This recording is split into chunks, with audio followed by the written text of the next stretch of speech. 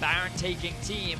Kog'Maw, Cassio, on top of a Cho'Gath as well. One small mistake from G2 could result in a very swift objective being taken down, so they're going to have to maintain good vision control around the top side of the map as they look to try and set themselves up for a strong Trundle and a strong Ryze later into the game. G2 Esports of the European LCS, 1907 Fenerbahçe Espor of the TCL, both looking for a win here in Group C.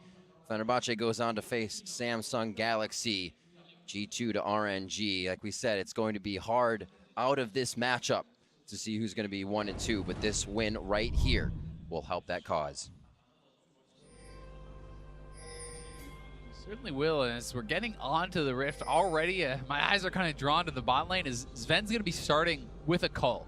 And while that is, something that you can probably get away with in a lane like this, he's obviously not going really for a lane dominant style. Doesn't mean that he couldn't still achieve that, but going for something like a Doran's Shield or a Doran's Blade is going to give you more laning power. It's going to give you the ability to bully out your opponents even more so. This to me says either A, they don't think that they can actually dominate this lane and they're just trying to eke out the extra economy advantages with both the Cull and the refillable from Mithy. Those are some edges that they could get.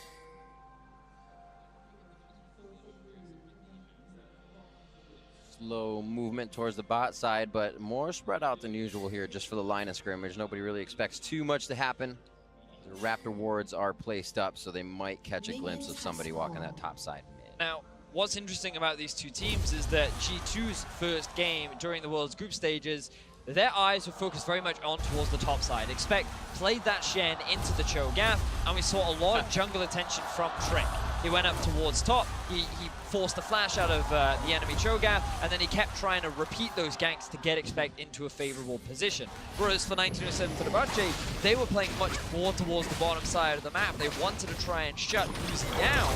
And in the early game, they did a fairly decent job of it, but that was all because Crash had a good number of early kills when he was playing Italy. He's now being forced to play the Sejuani. He has to be more of a team fighter. He has to be more passive, which isn't really the style that we've been seeing from Crash during the playing stage.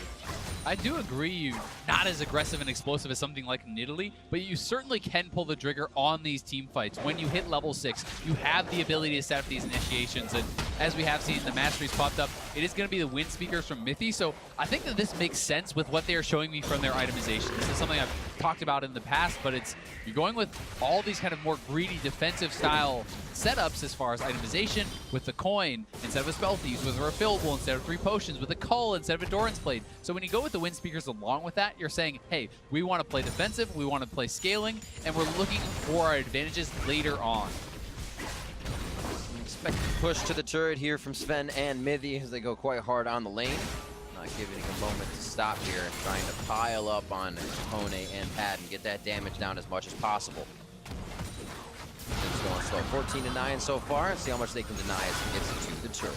Now, many eyes will naturally be on the bottom lane. Zven and Mithy, somewhat the pride of Europe. Their bottom lane has been able to keep up with some of the best of them. And Padden, he did have an impressive playing stage, but it's very difficult not to have your eyes drawn towards the mid lane as well, because you have Perkz, considered the king of Europe, as it were. You have to play in his lane kingdom if you really want to make a name for yourself within the region. And you're also going up against Frozen, who is considered one of the main carries of 1907 Fenerbahçe. During the regular season, he acclaimed multiple titles, best mid laner throughout the region. He was considered MVP of the region as well. And this guy has been one of the better performers of the team and is now looking to make a name for himself on the international stage. And he's even someone that, while he had limited performances in the LCK, he did perform well when he played. He's someone who has been able to perform not only in the TCL, but across the world, right? And he is bringing it now to that world stage, trying to show what he has. And so far, he's been very impressive. Huge factor on that Syndra throughout the play-in stages, and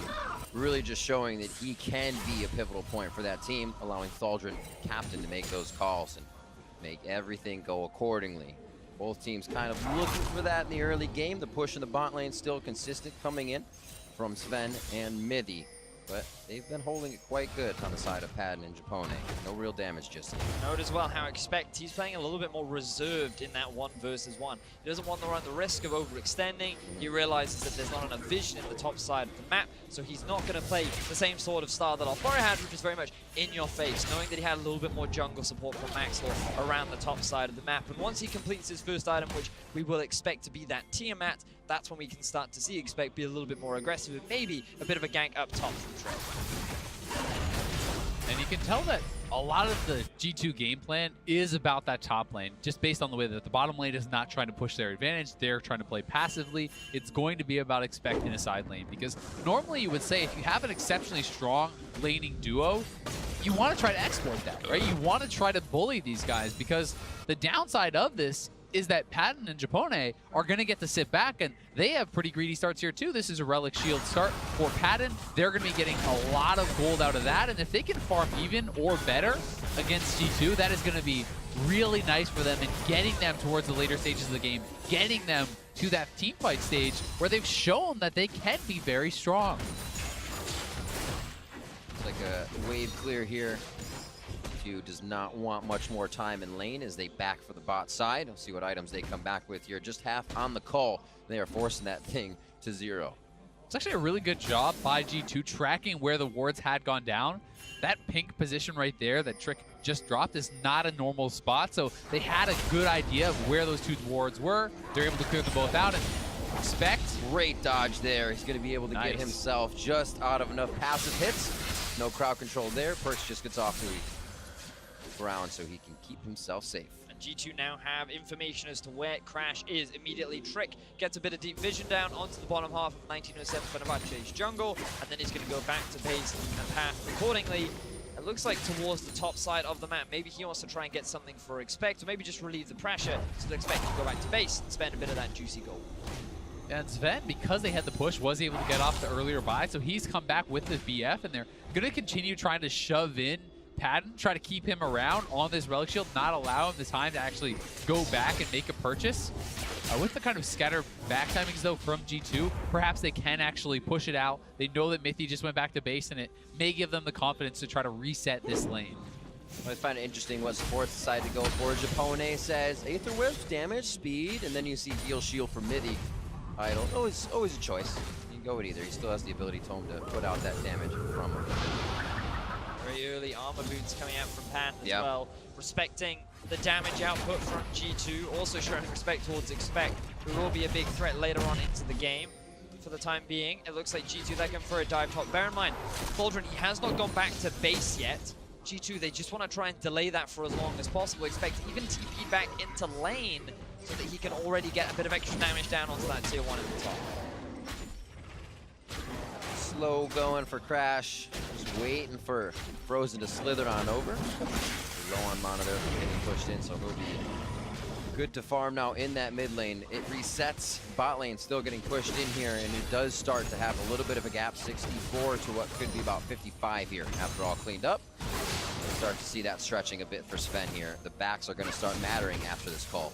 And the turret pressure really can create a lot of issues for Fenerbahçe. If you're constantly drawing Crash down, if he gets to the point where he has to come down and be that supporting force to keep that turret alive, it gives G2 a lot of flexibility to make plays on the other side of the map. And while Ryze may not be favored in this 1v1 matchup, Perkz is doing great, and he's on a champion who can utilize the Realm Warp to get out there on the map, to look for roams, to try to attack a side lane where they have their advantages.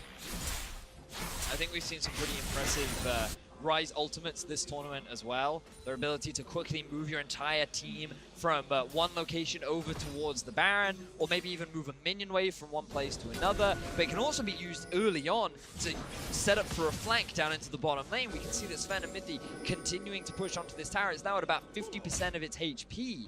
And all you need is a very quick ultimate from Perkz to then maybe fall behind the bottom lane of 1907 Fenerbahçe, maybe get yourself a couple of early kills, and they're already setting up a few wars to prepare for this potential dive. And Trick just wants to come. Even if you zone them off a wave, you allow yourself to get a few more hits on that turret. It's getting dangerously close to that place where an explosive charge is going to knock it down. So Fenerbahçe have to push forward. They have to try to defend more aggressively, and that's putting them into these disadvantageous trades. Padden takes a good hit here. You can see Trick hovering, saying, my team's a bit pushed up. Might have to get ready for this counter gank. Little does he know. Now Crash is just above him. A back and forth in the top lane. Ult still held by those top laners. Perkz making the roam up, though. He has the Realm Warp, and they can go for this. Trundle ult is popped. Just going to be in range. Expect to get a few chomps down himself. Takes a bite out of Crime, and the kill goes over.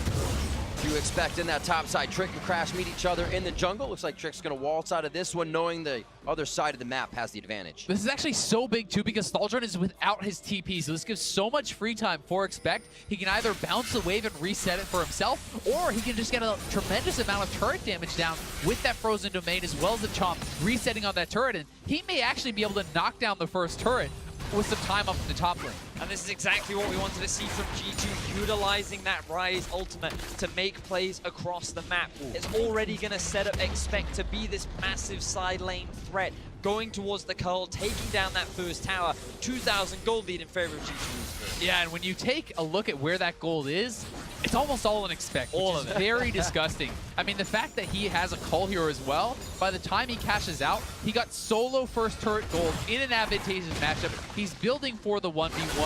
He has a Cull. This is going to be so hard for Thaldrin. And now you're looking at G2 to set their eyes on this bottom tier 2. All they needed to set up a bit of defensive vision to make sure that Zven and Mithy are not interrupted, because their eyes are dead set on taking down that tower and opening up the map even more. And look at what Expect gets to come back to, probably down to about 30 on his Cull after he gets to soak up all these waves. Thaldrin couldn't reach it to the turret. Like we said, no teleport back. That was a long walk for him. We'll see this all over again as Perkz started that roam quite early. So the key thing you need to keep your eyes on is the Thaldrin Q. He's going to try and time his knockup to land just as Perkz arrives just a little bit too early, which means the Perkz does not get CC'd and is able to land the CC chain. Thaldrin doesn't even bother flashing. It's so tough. How often do you get to try that, right? It's like, I have Zanya's down now. Realm work into skills. Still working on that one. Even the pro is having trouble. Now Crash is moving bot to try and alleviate some of this pressure, but he's immediately moving towards the top side because he knows that Zven and Mithy, they recognize this and they're just going to back off. 5-1-4. That's a 5,140 to 3,600. That's where that gold was, as you said, Azale. If you look at 20K to 17.8, just about 18. This guy is controlling the game. Money bags for Expect on this Trundle. Yeah, I mean, Expect is like 1,700 gold ahead, and he's closing in on actually cashing out on that call. So this is going to be such a point of contention for 1907 Fenerbahçe. Even if they have a great team fight, even if they could get a 5v5, they would always win it.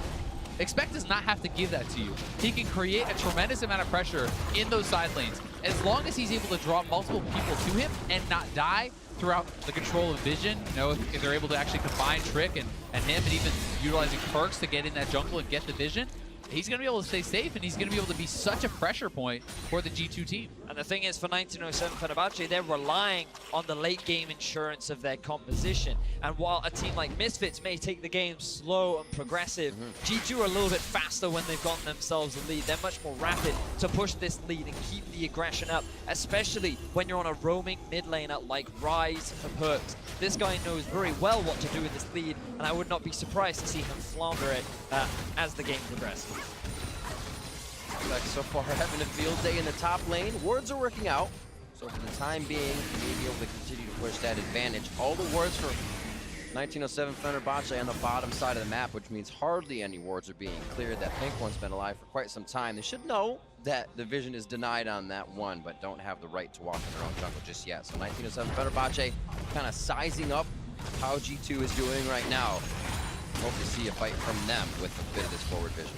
I think if you're sizing up how G2 is doing, it's pretty damn well. This game is going really all in their favor. You have multiple calls on their team. They've gone for more of these kind of greedy builds. They have pressure on bot side. They have pressure on top side.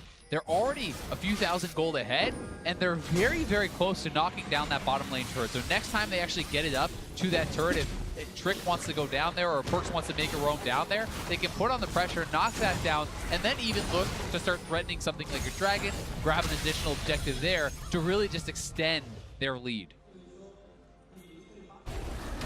Teleports up for top laners. Ultimate down for Thaldrin as he's starting to chomp down on a few minions. Has to figure out which ones are going to make him bigger, which ones he's going to need for the fight. kind of pushing Expect out, but this is back and forth. Expect is pretty much playing a game of yo-yo here. He gets to go in and back out whenever he wants, having control of that lane, making it very hard for Thaldrin. There was an opportunity there for G2 to play towards that red buff. Giving that objective over to Expect would have made that lane even more of a terror for Thaldrin, but instead they decide to back off because Perkz wanted to spend his gold. No, he has decided to pick up the Abyssal Mask. A little bit of a variation from what we have been seeing because a lot of the Ryzes at this tournament have focused on the Rod of Ages. Yeah. But I have heard that according to the math, the mask is a lot more optimal. Yeah, I mean, you're only losing a couple % in damage, essentially. You're buffing up your teammates' damage, but also, I mean, I feel like a broken record in these games today because I'm talking about all the magic damage coming out from these teams, but it's even more extreme in this game, where Kog'Maw deals a lot of magic damage too. All of the damage coming out of 1907 Fenerbahçe is heavily magic damage, so the Abyssal is going to make it massively more tanky. It's exceptionally efficient, and Expect really can go even just straight adaptive and Spirit Visage and be almost unkillable. Realm Warp is there if they did want it. Obviously just lane pressure. They didn't know where the rest of the team of 1907 Fenerbahçe was, and the Rift Herald gets called out. A final shot, and that turret is down. 3 towers now in favor of G2 Esports. They've been able to quickly take the bot, using the Rift Herald to take mid, and Zven and Mithy are continuing to push bot. There's no answer right now from Fenerbahçe because they've sent their bottom lane up to the mid. I mean, Fenerbahçe kind of overcompensating in their response. They sent everyone over to try to answer this turret that is already effectively gone. That allows G2 to create more pressure on the bot side. They're not losing anything elsewhere on the map, and really, everything is going so well for them. This is something you rarely see. Zven actually completes 2 items without even having brown boots yet. Oh my word, 16 minutes. Infinity Edge, Static Shiv. That's the 2-item power, but if he can get in range, it's gonna hurt. That's the Cole man. He's just like, I don't need to look good in my boots. I got swords for days. He's got whimsy boots. He just has to stay near That's Mithy. That's true, yeah. Also buffered rocket jump, pretty good. Looks like they're going to be able to pick up this Drake. Nice and easy. G2 gets a little bit more speed behind them with a Cloud Drake. Locked down here at 16.5 in. Everything in their favor. They have not lost a turret. They have not died, and they are controlling the lanes quite nice. I mean, Expect is 2,000 gold ahead of Thaldrin right now. He's such a strong point in this game that, honestly, I don't even think he would lose a 1v2, or at least he can disengage a 1v2 if it's Crash and Thaldrin.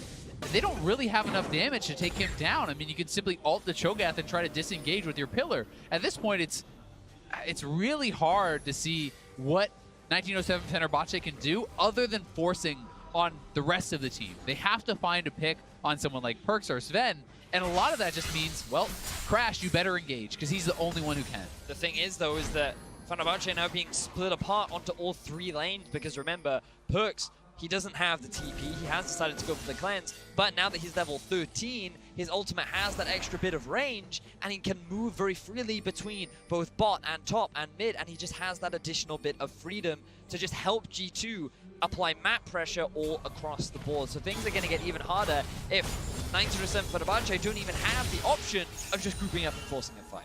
And they got coupons left and right.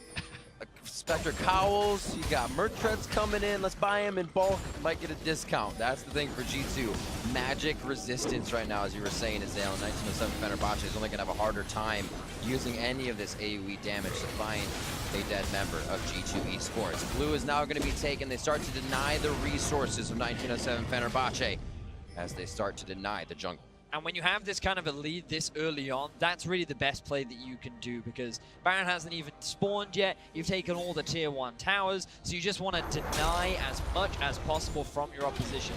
Keep them forced underneath their tier 2s, steal away all of the jungle camps, and just make their life as difficult as possible while continuing to build your lead and extending that vision. So if one member oversteps, they make that one misplay, you go for the pick, and you can snowball it into another big objective. See if they try to use these level 11s as well, clicking in through Zven and Mithy. Still have a little time before that happens, as well as Crash and Trick.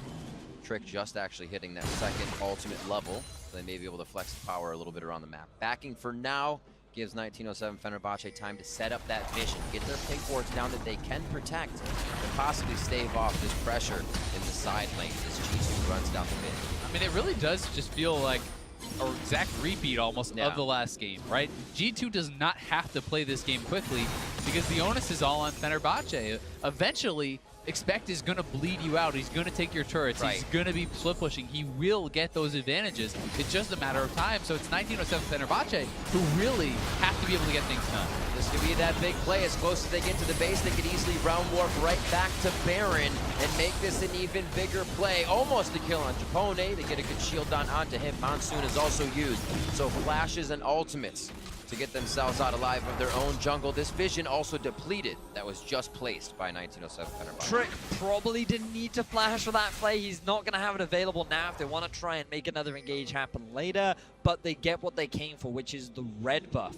Fenerbahçe are struggling in their own half of the map, and this is what we were just talking about. Ideally, if you're G2, you want to just be stealing away the camps, getting that deep vision down, and Fenerbahçe are just trying to do their best to hold on to their vision line, make sure that G2 aren't stealing everything away, but they're just too far behind to really contest. And if we could swap over to 1907 Fenerbahçe's vision here for a second, they have no forward vision whatsoever, right?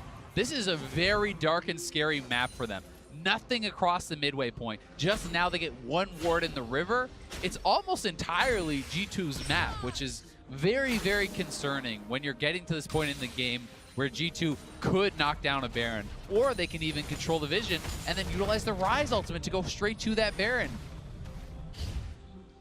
Completely side note, just a little bit thing to notice as well. If you look across the farm for G2, 228, 228, 219, all above 10 CS per minute throughout this game. That just goes to show how much control G2 have had during the laning phase. And part of the reason why 1907 Fenerbahçe were considered the underdogs, we thought that maybe they could try something a little bit innovative, go towards that Crash style of playing an early game, interesting jungler that can be difficult to predict like the Nidalee, but he decided to go for standard. And if you play standard against G2, well, you're playing into their wheelhouse. G2 as well. The freedom to move around. You see Zven by himself kind of roaming in the jungle, good distance from Trick. They have so much control, as we were talking about. They also have the ability to make mistakes if they even get into a troublesome situation. 1907 Fenerbahçe has quite a bit to work back from, and G2 knows that.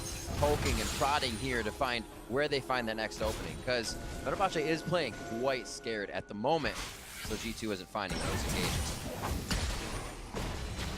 While there is still time, for 1907 Fenerbahçe, I'm always considering that late game, you know, the true full power of the team fight. Kog'Maw, we saw from Misfits, can do a lot of damage, especially to a relatively squishy Trundle, unless he obviously steals away all your stats, which is always a little bit annoying.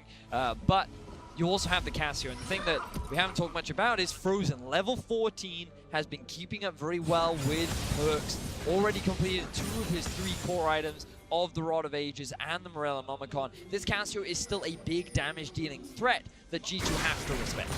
He certainly is, but one of the concerns for me is that you're kind of delayed even more as 1907 Fenerbahçe because you need Void Staff. You need these kind of items when you're so one-dimensional with your damage that G2 is just able to build magic resist across the board. I mean, Perkz on the top 3 members of the map. You have an Abyssal Mask, you have a Spirit Visage completed, you already have Trick working towards what is likely an Adaptive Helm or perhaps a Spirit Visage of his own. And I actually think that Expect going towards what is very likely, you know, either a Frozen Heart or it's an Iceborne. I think that's kind of a mistake. I actually think that you can itemize so heavily towards magic resistance that they almost can't touch you, because you can steal armor anyway from Thaldrin, and even the Kog'Maw is dealing a significant portion of magic damage. So to me, Adaptive Helm is just so ridiculously efficient when you're going up against a Cassio, when you're going up against a Cho'Gath, and even against that Kog'Maw, that not building it is kind of a mistake, though I really don't think it's going to matter too much this game.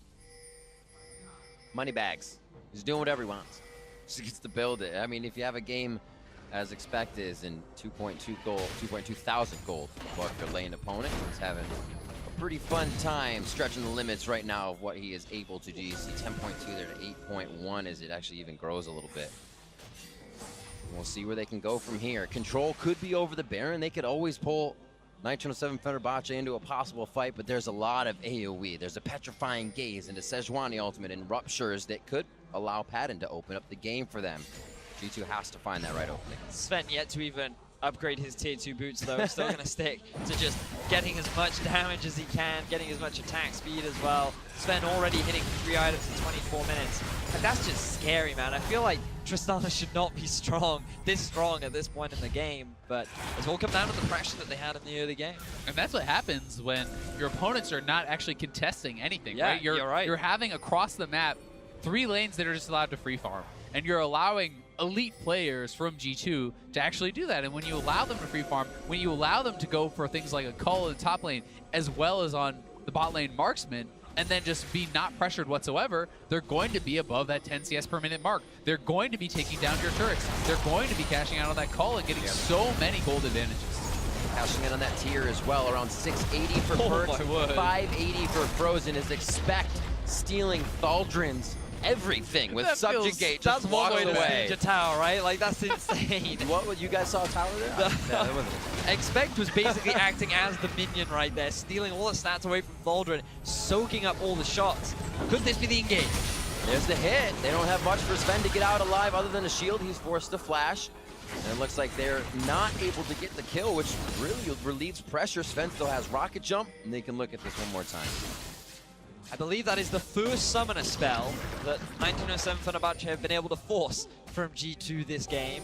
On the very least, they're now looking to try and A make win those is a win. plays. A win is a win. But Take it away. 1 kill to 0. It's not been a very bloody game. G2 often don't find their wins through kills. They often prefer to play through the map, through the vision. And they're just slowly bleeding Fenerbahçe out. Yeah, and I mean, although Fenerbahçe is not losing a lot here, they're losing the jungle, and that's the biggest problem, Yeah. right? If you're able to evenly hold the map and farm your jungle camps, farm the waves, then G2 playing slowly like this does not necessarily give them a big advantage. But the fact is, G2 is farming both sides of the jungle. They're getting the minions as well, which is slowly extending the gold. They're also the ones pressuring, getting the towers, and 1907 Fenerbahçe has not really been able to put any significant damage on a single tower across the map. They have not really been able to get anything done, so there's more and more pressure on them to look for a fight before they get to this point where it's just kind of out of their reach. But there's still the one hope. The one thing we always look at for 1907 Fenerbahçe. We scale it. It's the Padden team fight. The legend. Oh, During the okay. play-ins, he made a name for himself in those team fights. 3v5, remember? It was Padden, Japone, and Thaldrin that came together and were able to dismantle their opposition. But obviously playing against G2 is a bit of a different ballgame when it's team fighting, but still, that's the player you're looking at. That's the guy you're watching to potentially be that carry that can maybe keep the team alive. Absolutely, because in the early game, we sometimes think, are they going to play the crash game? That's what they had in their first game, and it was much closer. This time, it seemed like a reserved crash game, so it might have to come up to Padden. It has to come up to that scaling because the early game hasn't been there for 1907 Fenerbahçe. And we have to remember that Crash was this emergency sub for Right. the team. And the jungler he's replacing was actually known for playing extremely passively. Yep. They wanted to play defensive. They wanted to play this playstyle, and that's what they're having Crash kind of slot in for. So he's trying to emulate that. And the question to me, when you have this sort of a team comp, though, is even though there is some powerful team fighting, you have to delay for so long, and it's not like an SKT-style disadvantage where you're like, oh, but they have the Rakan and G4, they have this powerful engage if they can just find it. There's not really much of that. Realm Warp again, right on to Crash, and it looks like that is going to happen. Japone very low. Monsoon goes down with both summoners, so that means they do not have much siege protection left. Double Buster shot back. Frozen and Padden are put right into the redemption of Japone. Here comes Thaldrin waltzing in from the right, but there are minions on the top side ready to bash into the turret if G2 is ready. G2 find a successful pick, utilizing the Ryze ultimate once more to get themselves another advantage. Second kill of the whole game, and now they're going over for the a wall. fight. Straight over, could be big hits for Thaldrin, but he's going to be able to take a lot before he goes down. That means a long haul for the fight. Does Padden have a chance to sit and fire? He has to keep fighting, and the damage is not able to come through. Looking for Frozen and Padden to still do big damage here, and G2 knows that can happen. I actually think G2 would have killed Thaldrin had Zven stuck around. I'm not sure if they realized how much damage Perkz was going to be able to put out there, but they're straight onto the Baron. Crash has respawned, but they don't really have any vision here. They need to check in. They have to contest this. Going slow, Japone trying to use the sweeper to get himself a bit of vision. They feel good that that's been pulled off of. Crash now able to enter into this fight, and he could come around that top side. Remember, one of the big strengths that 1907 Fenerbahçe's comp has is the Baron taking power. You have the Cho'Gath ultimate. You have the Cassiopeia who does it incredibly quickly. You also have the Kog'Maw there too, as another fight might be kicking off. TP coming in from Expect. Yeah, they're looking to get flanked, and Fenerbahçe is actually split up here. They could be in trouble. Dropping the minions in the mid wave, so they make sure that G2 may not have something to push, but they'll go right for Baron if they can take the fight. Thaldrin goes down. The 50-50's only with Crash now, and the Smite. Expect stands tall on the front line as Padden tries to find a few more shots. Padden has got to be so careful as well because Trick still has his flash, as does Expect, and there are no summoners on this Kog'Maw, so if he mispositions even one time, he can get engaged on. Perkz on the other side of the wall. Man mode for him as he pushes Crash over. And we'll see if Crash can get himself back in. The flash is up, so he can pretty much deny any of that positioning, but over the wall goes G2 for Crash, and the Baron will go into the hands of G2 Esports, Trick and Mithy to do the rest of the damage there. Hopefully, they have enough damage there, getting a little ahead of themselves. Overzealous, G2 goes for too many kills and almost lose their team doing Baron. So G2 finally get themselves the Baron. 1907 Fenerbahçe will be able to return with an Infernal Drake at the very least, using the TP as well to secure that one. Oh, as they do know there is a bit of vision from G2. Stack. Yeah, he wants the stack, man. He's got to come out with the bright side. But G2, very clean Baron take. Still on track. Ooh, they were super close to the perfect game, but then they lost the Drake as they'll. But running through this TP's for, and once again, they'd already gotten the initial pick, and Perkz doing a good job. Go over the wall, zone out Crash. They also have a big commitment to actually take him out, making sure that it can't be a 50-50. Perkz does a really good job, I feel, of utilizing these ultimates to force the direction in which his opponents have to go and then actually cut them off the other way. So he throws the Ryze ultimate to the right side, knowing that the only way out is for Cassio to flash up. He then is already meeting him there. And now G2 with the Baron buff. They're looking for mid, but here comes the flank. Righteous Glory, eyes on Zven on the back line. Crash straight to him, expecting Trick now in the front. Zven turns around to start firing, and that is going to be a dead Crash. Trick pops up Thaldrin. Enough shots could be the end of him as Perkz enters from the side with a flash. And now, without blinking, they continue the fight. Padden and Zven 1v1, blasted back with a buster shot. And a Cathy, it won't surprise anybody on this one. G2's in the base. really good engage from Crash, but just too late into the game. G2 are far too strong, and they're going to go to a nearly perfect game against 1907 Fenerbahçe. Both teams coming in 0-1. There had to be a victor in the group, and G2 makes a bit of a statement for themselves here, climbing towards the top, looking for a 1-2 position here in Group C. They take down the final Nexus turret, and they will have the Nexus. 8-0, 32 minutes in.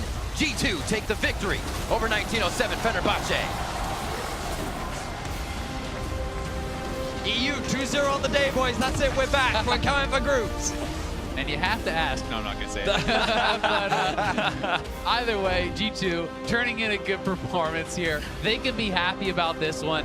Back-to-back wins from Europe, playing around the Trundle, I think, very well in both games. And if you weren't thinking the Trundle was going to be a big part of the tournament after the Misfits game, I think you have to be really recognizing the power of this pick now, even if it's just something that's changing how people play in picks and bans. Because you can answer Trundle, but just not really with tanks. It's so hard in those 1v1s as someone like a Cho'Gath or a Maokai or even a Shen to fight this guy, but carries can actually answer him pretty well, so maybe you're starting to see things shift. And is this now one of those champions that raises in priority on the ban list? Absolutely. Is this